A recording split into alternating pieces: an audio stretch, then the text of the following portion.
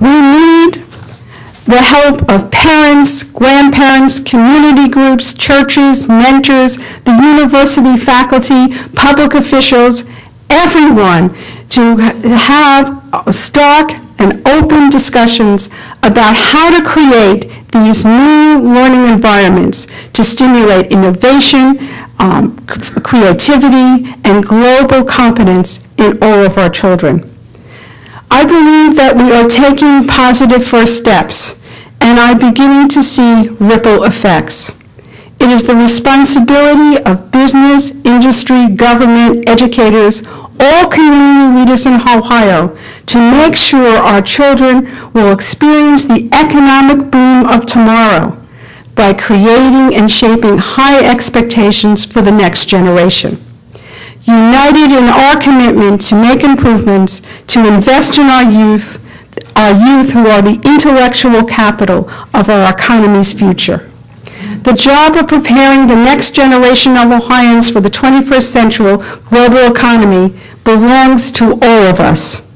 Let us continue with dedication, with courage, and with high expectations. Thank you.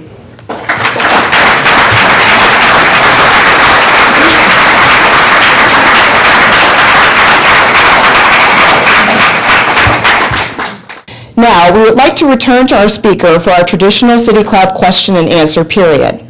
We welcome questions from everyone, including guests. Holding the microphones today are Outreach Coordinator Deborah Agosti and Director of Community Relations, Missy Toms. Now, first question, please.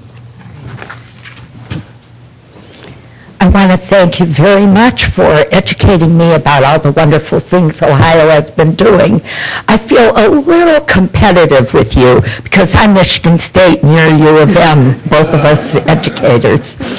I hear more now about resources and people involved in urban education and helping educators. I've been in the field for longer than I'm going to tell you. And yet, I can't say, even though I'm interested, what people do, and I hear the awards we got, and I'm proud, but the only names that comes to mind is C.J. Prentice, working with Urban Ed. But could you tell us a little bit about some of the special groups that do those kinds of work and what they do? Well, thank you very much for that question. You know, I'm really a Buckeye now. And I will tell you that first let me talk from the perspective of my department working in collaboration with our urban school districts around the state.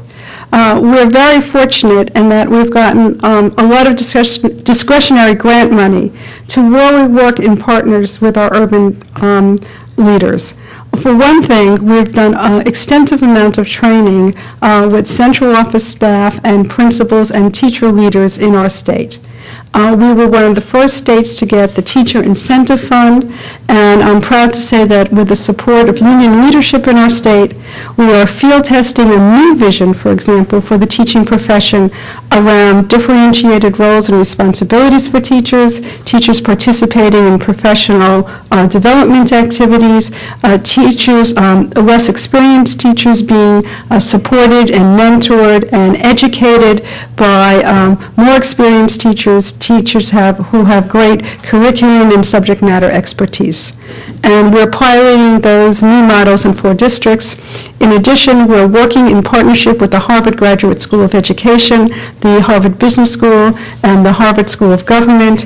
And we're working with 4 urban teams, many coming actually from the Northeast area, where we're looking at very strategic ways of thinking about district-wide school improvement and looking at ways in which the policies of the state can support the policies of the district, and the policies of the district can support teachers and principals in schools and classrooms. So we're very encouraged by that as well. Plus, we've gotten a lot of DeWitt Wallace money to train central office staff throughout the, in terms of our 8 urban districts with regard to high-quality leadership training and management training, and the alignment of educational plans with actually running back to fiscal resources. And we're very proud of the results of our urbans. All of our urbans are showing incredible improvement. Hi, thanks for being here, Dr. Zelman. My question is, in regard to your proposal to expand the school day, school week, and school year, what kind of feedback have you received from the teachers' unions on those proposals? Well, we're actually in conversation with our union leadership. We have something called the Transformational Dialogue in our state, which is really funded by the Knowledge Works Foundation. So we work in partnership with the AFT, the NEA, and union leadership, state leadership of these organizations, as well as the governor's office and Mrs. Strickland. And we're going back to what we consider to be our core values about public education.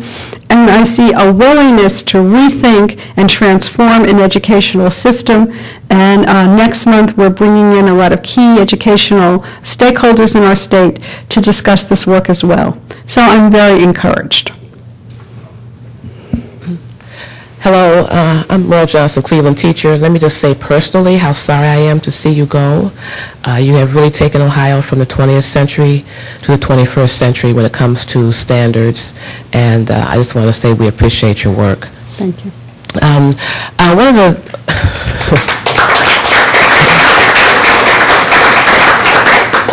One of the things that I've done, I've created a workshop that deals with cultural competency, and it starts off with a questionnaire, teachers answering questions about faith-based institutions their students may attend, what are the strengths of the community.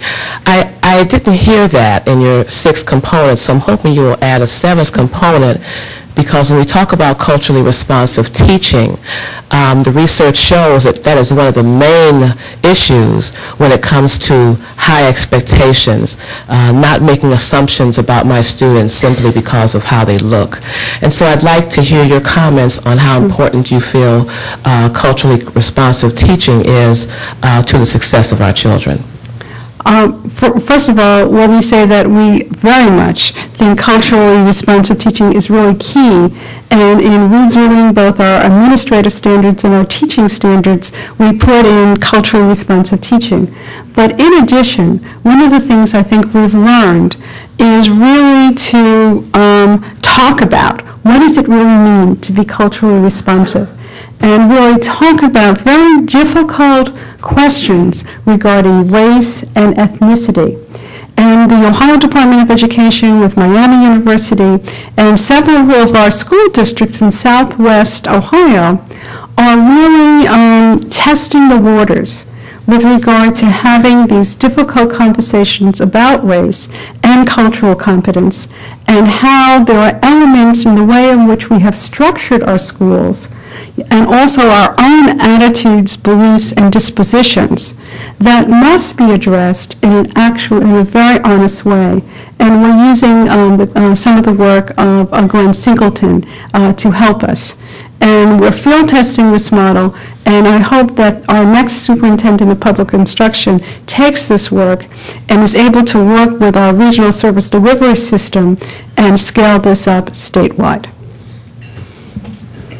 Dr. Zelman, as you know, we have charter schools and voucher, public-supported voucher schools in Cleveland. And these are being attended principally by minority and inner-city students, and apparently with some perhaps mixed success.